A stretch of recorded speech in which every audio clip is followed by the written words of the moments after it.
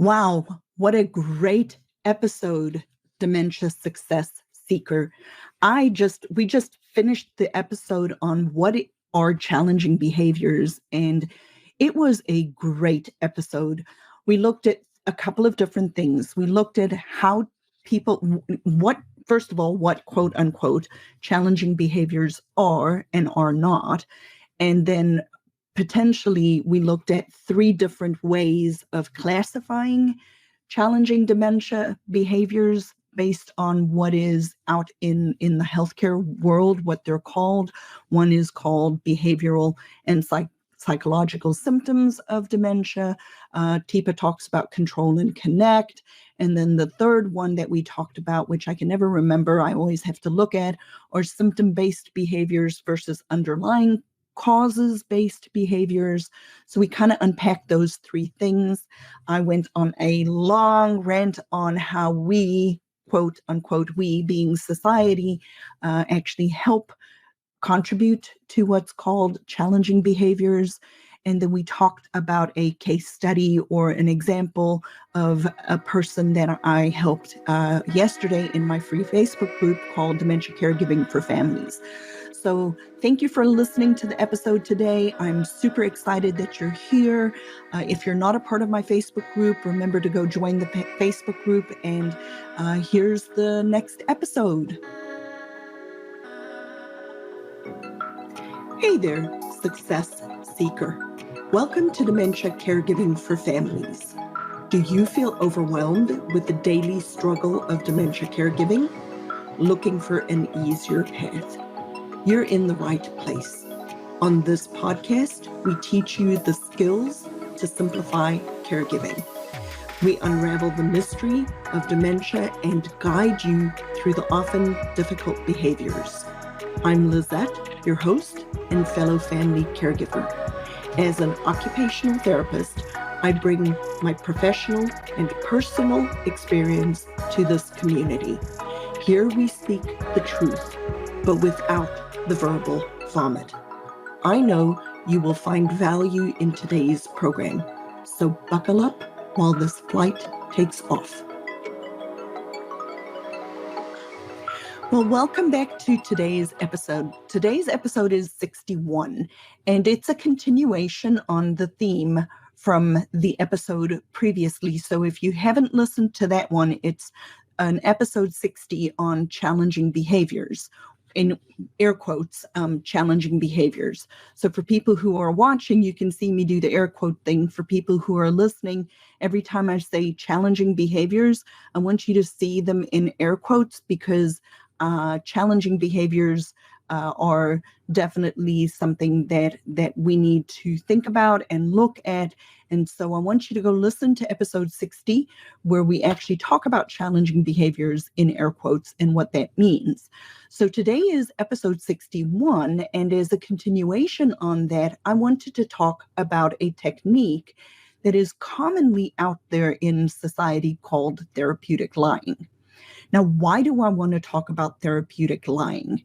I want to talk about therapeutic lying because I have come to the conclusion, I have been convicted that therapeutic lying is actually wrong. So now, before you shoot me, before everybody gets all bent out of shape, I want you to just stop and think a minute about and listen to the rest of this episode as I unpack that for you, because we all have a worldview, right?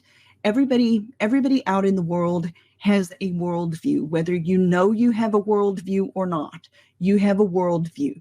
You have a filter through which you process all information you're getting from every podcast you listen to, from every conversation you have with people related to any piece of information that you take in through the lens of a pair of glasses that is your worldview. Whether you know you have one or not, we all have a worldview.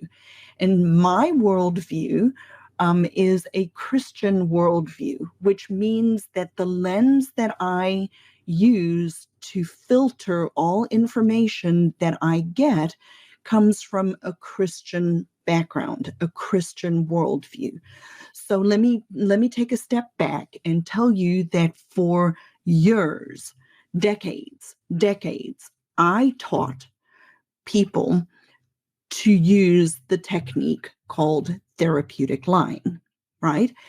And to be perfectly honest, it can be a very effective way of helping somebody living with dementia, because the idea or the premise behind therapeutic lying is that the person with dementia is living in a different time in their brain, not time travel type of time, but that in their brain, as their brain has changed, they are now living in a different, their body, brain, memories, everything is in a different time than what we are. So what's an example of that? Mom and dad had been married for 70 years. Mom has dementia. Dad recently passed away. Mom is living with the daughter, who then mom keeps asking the daughter, where is my husband? And every time the daughter says, well, mommy, daddy died, then mommy relives the whole experience of daddy passing away. And so the premise is she doesn't remember because she cannot remember. That part of her brain is not working anymore. So instead of letting her relive this horrible, horrific, traumatic event of her husband of 70 years passing away, the technique of therapeutic lying in a nutshell is to then say to her, well, daddy's at the store, or whatever. And so that is the premise. The reasoning behind it, I totally 100% agree with, but I have been convicted that it is actually wrong. So like I said, the premise of not reliving that horrendous death and passing away of her husband is sound. And yes, we want to be where mom is. We want to meet mom where mom is. Well, let me tell you what happened. I was in a Sunday school class several months ago. And like I said, I have been teaching people for decades to use the therapeutic tool called therapeutic lying. Well, we were in the Sunday school, and our pastor, and we were, it's a teaching pastor at our church. He's not our pastor. Ryan was actually going over the seventh commandment about telling, not bearing false witness. And in the conversation, and as the Sunday school unpacked, I'm sitting there and I'm thinking to myself, oh boy, I am now stuck. I work with people living with dementia, and I actively teach people, because like I said, I was convicted that what I was doing was wrong, that it is wrong to flat out lie to a person living with dementia just because it makes it easier for me.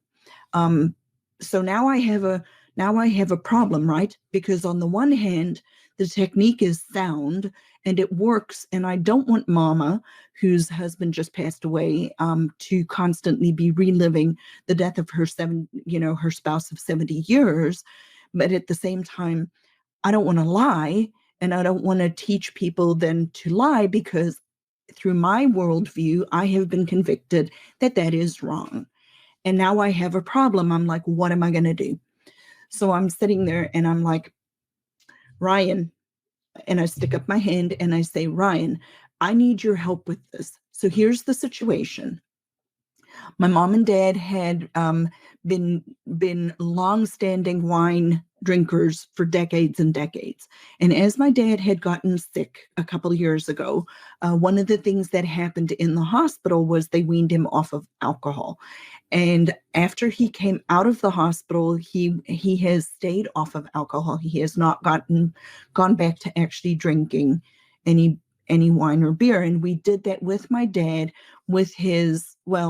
without his permission when he was super confused in the hospital, but then with his consent now afterwards because the doctor laid it on the line, legitimately told him that if he didn't quit drinking, he wouldn't live another year.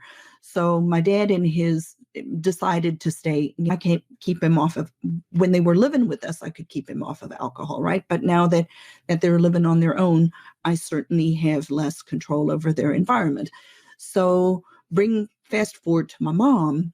So without my mom's consent, but with the permission of the doctor, because my dad wasn't allowed to drink medically, we made the decision as a family, me, my husband, and my sister and her husband, in conjunction with the doctor, while they were living with us and while we had control of the environment, to slowly wean my mom off of wine so that she wouldn't be a stumbling block to my dad. So that's the situation. So all of this stuff's going around my head, where I'm thinking to myself, now, how am I going to how can I continue to not do therapeutic lying anymore, but I need to keep my mom off of wine? So I said, hey, Ryan, what do I do? And what he pointed out to me was, so the way we had was that I wasn't lying because, number one, non-alcoholic wine is actually still wine. It is de-alkalized wine. It's wine that they pulled the alcohol out. So I'm not lying. And number two, the second thing that he said to me, because I explained to him there was a full bottle of wine in the 5-liter box. And I have a whole video if you want to know how to actually refill a 5-liter box of wine. It is doable with non-alcoholic or de-alkalized wine. So go look on on my YouTube channel, my YouTube channel, Dementia Caregiving for Families, and look for the one that says how to replace the wine. I don't remember what the title is, but it is possible to do. So what Ryan, my pastor, teaching pastor, said was that you need, find the truth in the situation. And so with my mom, I could, with a clear conscience, say to her, here's your wine, because there was still wine in the box, right? So I came up with a different word for this, and I call it therapeutic truth-telling. Instead of therapeutic lying, I call it therapeutic truth-telling. How do we find the truth in the situation so that I'm not telling a flat-out lie? And so the follow-up conversation with my pastor, Ryan, was, okay, Ryan, how do I apply this technique? How do I do this with other people and not just say this situation with my mom? And so let's step back to the example that I used of the woman who had been married for 70 years, whose husband has just passed away. And, Ryan and I had a conversation, and so this is a very common scenario. So I actually used a similar scenario with him. And I asked him, I said, how do I handle that? Because on the one hand, the therapeutic lying, the technique, is solid because mom is not living there anymore. She really cannot know. She cannot understand. She cannot remember that her husband of 70 years has passed away.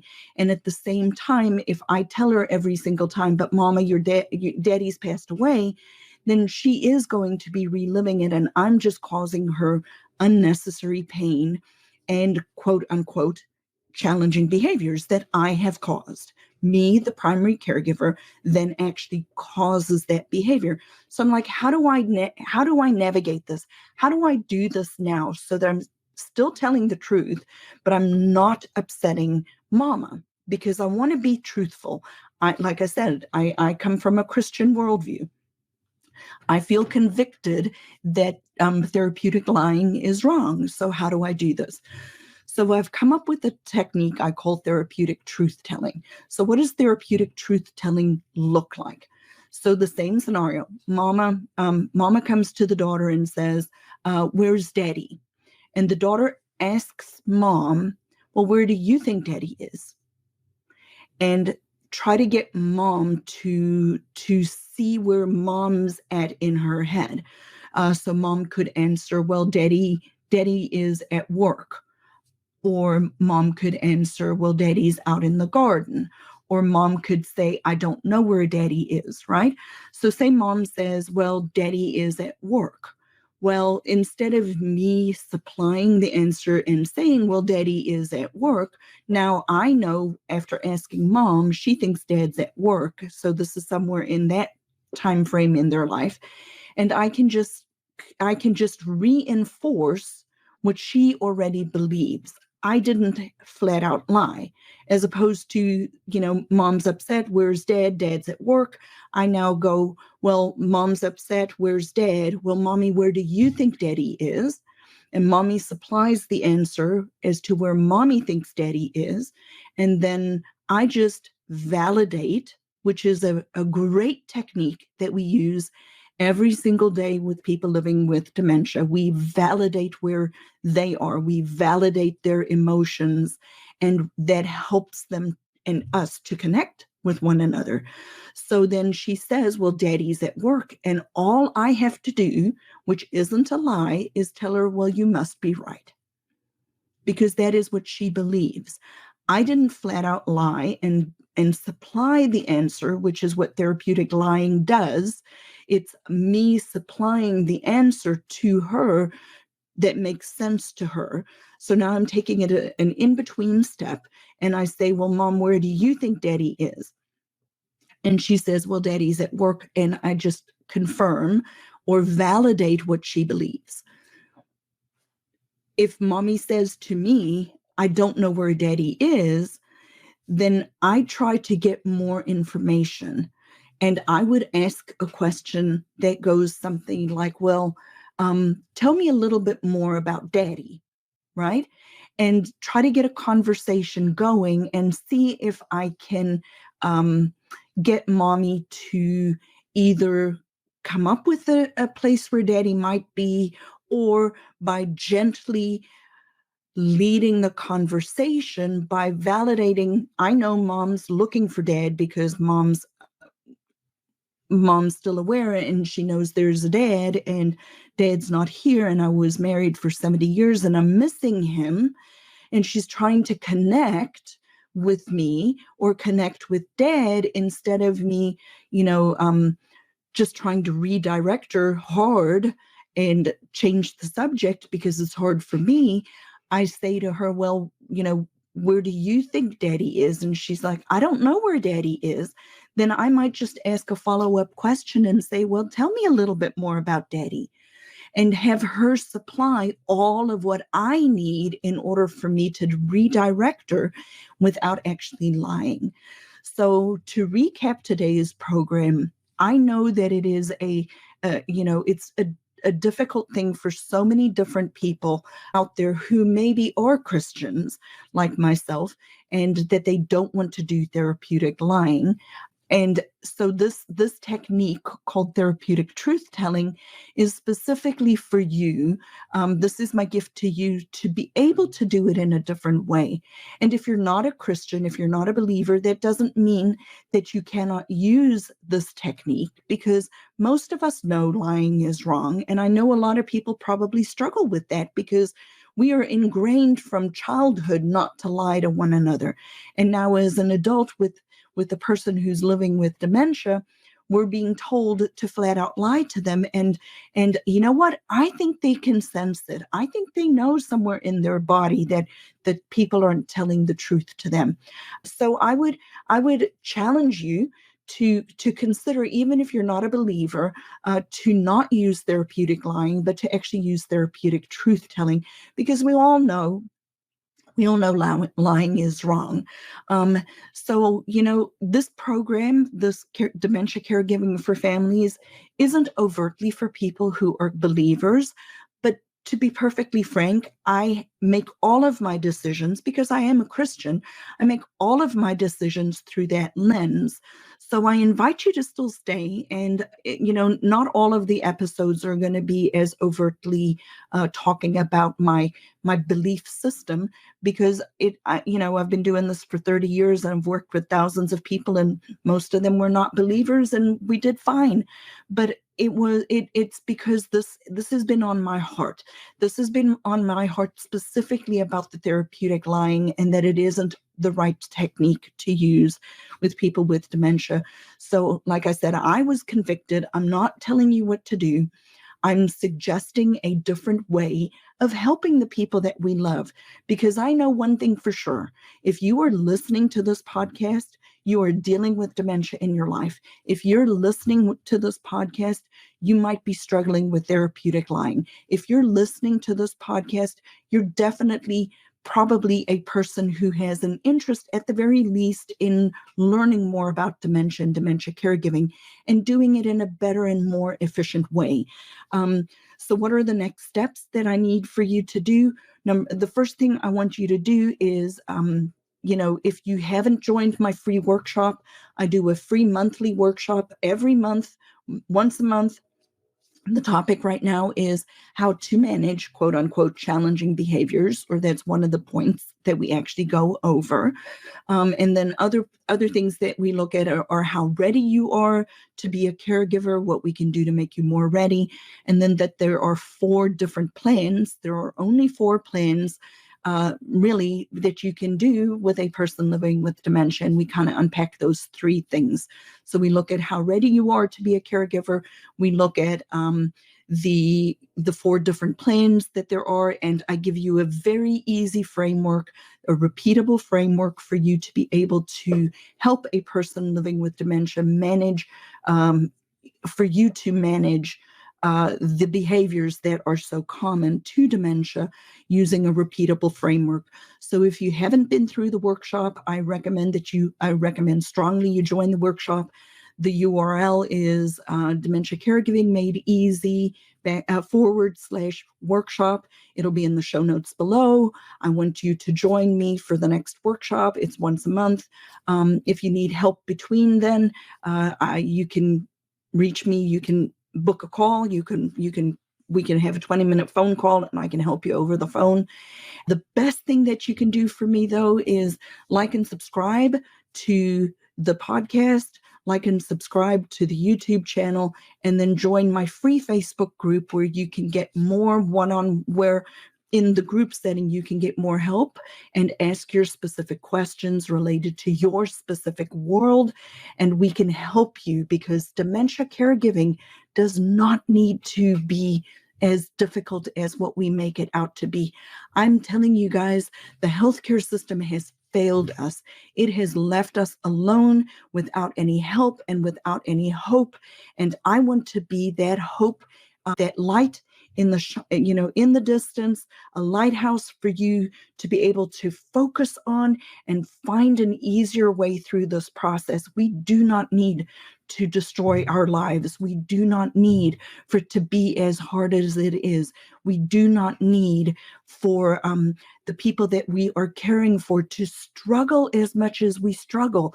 So I beg you, join me on this journey. Thank you for joining today's episode. In case you can't tell, I'm super passionate about what I'm doing. I'm super passionate about helping family caregivers, primarily family caregivers of people living with dementia. So join the free workshop, join the Facebook group, subscribe to the podcast, review this podcast, share it far and wide, and let's make dementia caregiving easy for people. Let us make it easier for people to actually thrive this journey and not just survive. Thanks for joining me today, Success Seeker. I pour my heart and soul into this program to serve you. You can serve me by leaving a review on Apple Podcasts, and join our free Facebook group, Dementia Caregiving for Families. It's a positive and proactive space to navigate dementia caregiving together. Get practical tools and find support, but without the verbal vomit. Be a part of our community where we seek to find peace of mind and ease despite the dementia diagnosis. So join today, and see you next time as our flight takes off.